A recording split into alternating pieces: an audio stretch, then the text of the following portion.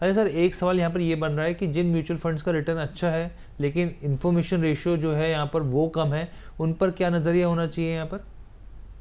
देखिए, हम हर्ष भाई, कोई भी अगर फंड है, अगर आपने अच्छा लिया, बिकॉज हमारा पहला क्राइटेरिया क्या होता है कि जब हम निवेश की बात करते हैं तो हमें फिल्टर करना पड़ता है कि मेरी रिस्क एपिटाइट के हिसाब से कौन से फंड्स मुझे लेने हैं। जब वो फंड्स ले लिया, अब उस फंड्स में आपने अपने 3 या 4 जो टॉप के फंड हाउसेज आपको लगता है कि इसमें मैं निवेश करूं, वो कर लीजिए। अब मान लीजिए कोई एक फंड है, पर्टिकुलर फंड है, कोई मिड कैप फंड मान लीजिए या लार्ज कैप, जो कोई सा भी फंड हो, अगर वो अपने पीयर ग्रुप में आपने जैसे बोला कि उसका इंफॉर्मेशन रेशो लो है लेकिन फंड की परफॉर्मेंस अच्छी रही है, लेकिन ऐसा नहीं हो सकता कि अगर उसकी इंफॉर्मेशन रेशो लो है, फंड की परफॉर्मेंस अच्छी है, तो उसके पीयर ग्रुप में कुछ फंड्स ऐसे होंगे जो उससे बेहतर परफॉर्म कर रहे होंगे।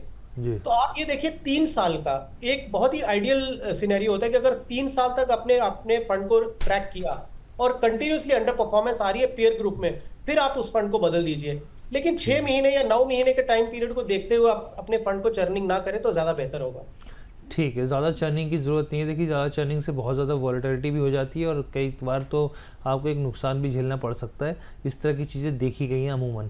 अच्छा सर, मेरा सवाल आपसे यहाँ पर यह है कि म्यूचुअल फंड में हाई रिटर्न हाई रिस्क, क्या आपके हिसाब से जिन इस तरह की चीज़ें होती थी, क्या अब ये फॉर्मूला बदल चुका है? अब आप नए निवेशकों को नए नज़रिए से देखना चाहिए यहाँ पर?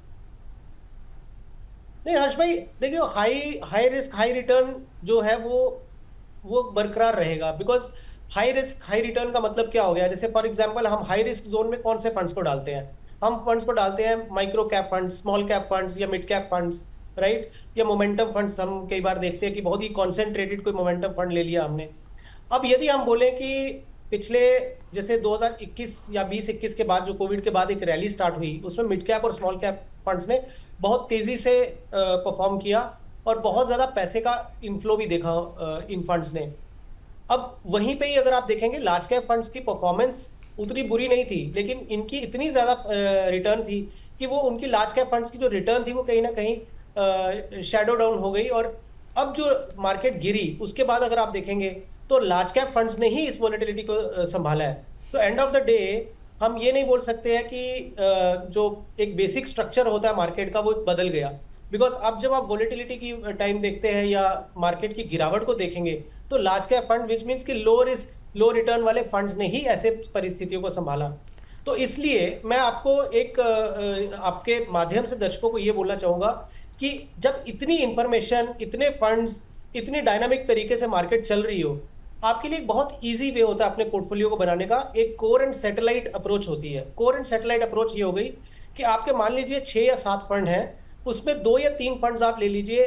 जैसे हर्ष भाई ने बताया कि इंडेक्स फंड्स जो काफी लंबे समय तक अगर आप देखेंगे तो उनको कोई भी एक्टिव फंड्स बीट नहीं कर पा रहे हैं, ऐसे फंड्स आपके कोर फंड का हिस्सा बन सकते हैं जो 10, 20, 15 साल के लिए आपके पोर्टफोलियो का हिस्सा बनेंगे।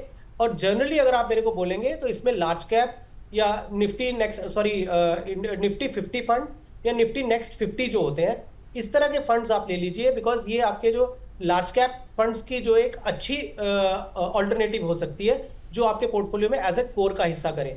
जो सैटेलाइट फंड्स हो गए, सैटेलाइट फंड्स वो हो गए जिसमें आप थोड़ा साइक्लिकलिटी होती है।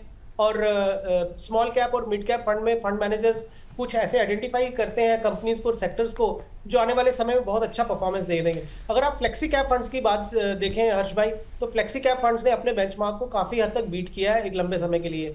तो ये भी आपके कोर पोर्टफोलियो का हिस्सा बन सकता है।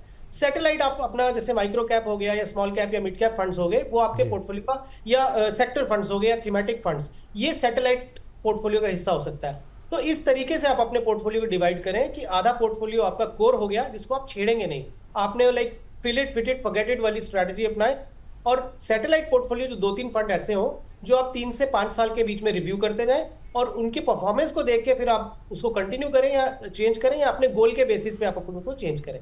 ठीक है सर, बहुत अच्छे समझाया आपने। मुझे लगता है अब तो कोई कन्फ्यूजन और कहीं कोई कंसर्न निवेशकों के बीच में नहीं रहेगा जो ध्यान से आपकी बात सुन रहे होंगे। इसी बीच एक फोनर हमारे साथ जुड़ गए, साधु सिंह जी। साधु सिंह जी कैसे हैं आप?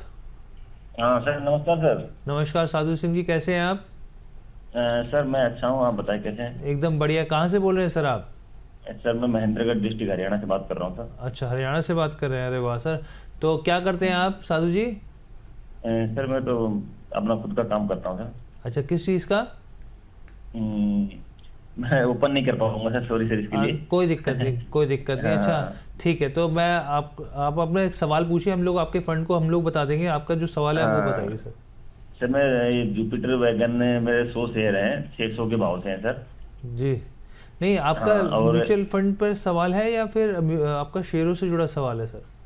मेरा सर उसमें म्यूचुअल फंड का भी है और शेयर का भी है सर, दोनों ही है सर। तो सर आप यहाँ पे, क्योंकि शो जो है हमारा म्यूचुअल फंड से जुड़ा हुआ है, तो अच्छा, आप अगर म्यूचुअल फंड का है सर। हाँ सर। हाँ। तो सर मेरा एसबीआई स्मॉल कैप में एससी पे है मेरे 1000 का, जी और एसबीआई कॉन्ट्रा में है 1000 का, और एसबीआई अपॉर्चुनिटी है 1000 का।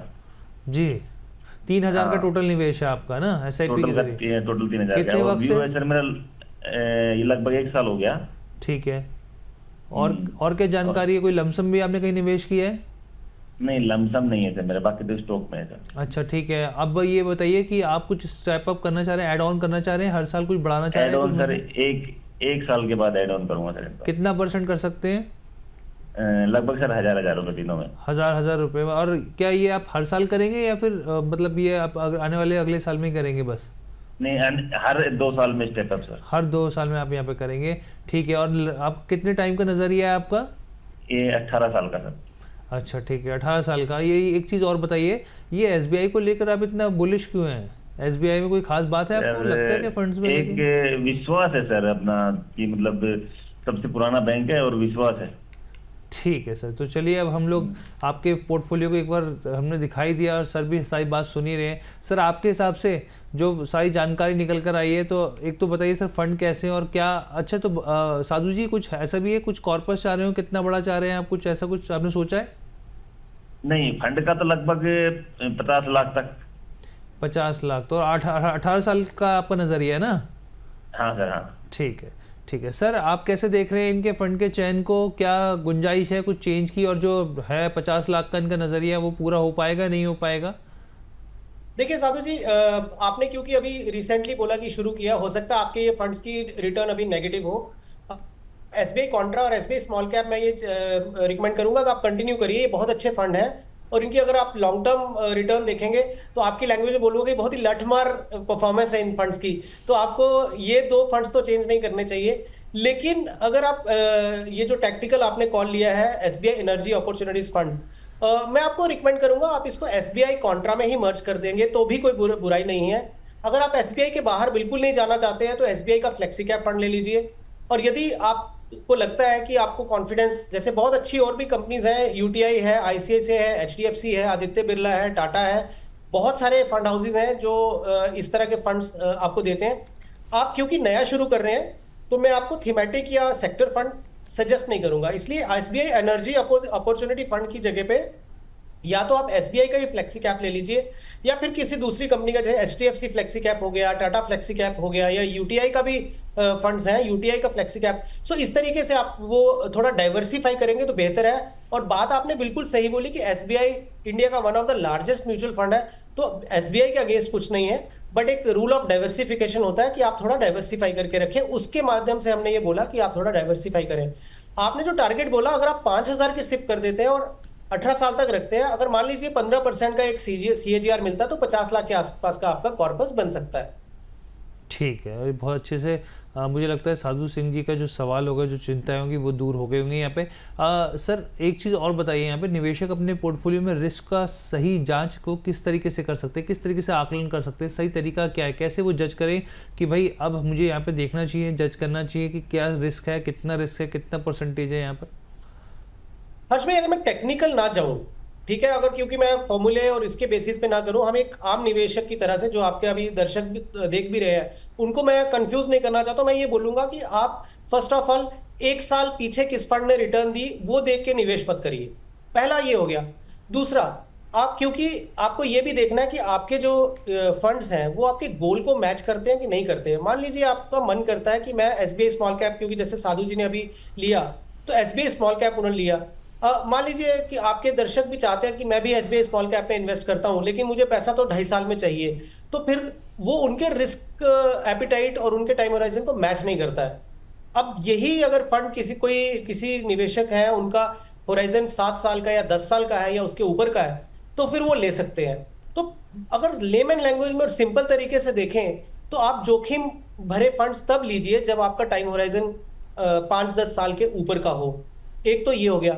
दूसरा, अगर आपने फंड को थोड़ा, अगर आप टेक्निकली नहीं जा सकते हैं तो आप फंड के एटलीस्ट 5 to 10 ईयर का रिटर्न देखिए, क्योंकि 5 to 10 ईयर रिटर्न की जो कंसिस्टेंसी होगी, और उसमें कंसिस्टेंसी देखिए कि कौन से फंड की रिटर्न, जो मैंने अभी थोड़ी देर पहले बोला भी, कि मान लीजिए कोई फंड है वो 13%, 13.5%, 14%, 12.80 ये रेंज मेंटेन करके रख रहा है, और ये कंटिन्यूसली मेंटेन करके रख रहा है, और उसी कैटेगरी में कोई एक फंड है जो 12 है, फिर 16 है, फिर 8 है, फिर 11 है, तो विच मीन्स कि उस फंड की जो एवरेज रिटर्न है उसकी फ्लक्चुएशन और वॉलेटिलिटी बहुत हाई है।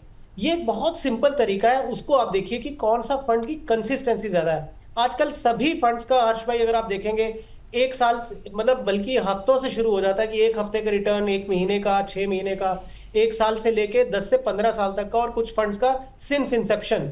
ऐसे फंड्स भी हैं हर्ष भाई जो 1995 से चलते आ रहे हैं या 2001 से चलते आ रहे हैं, जिन्होंने 20-20, 22-22 साल के ऊपर हो गया। तो निवेशकों के लिए बहुत ईजी है कि आप लॉन्गर टाइम ड्यूरेशन का जो कंसिस्टेंसी है उसको देखेंगे तो ज्यादा बेहतर रहेगा।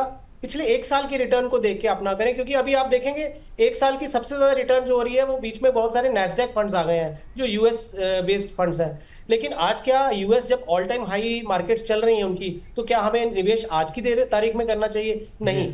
तो फिर वो एक साल का क्राइटेरिया देख के आपको निवेश नहीं करना चाहिए, फिर तो आप बहुत हाई रिस्क जोन में आ रहे हैं।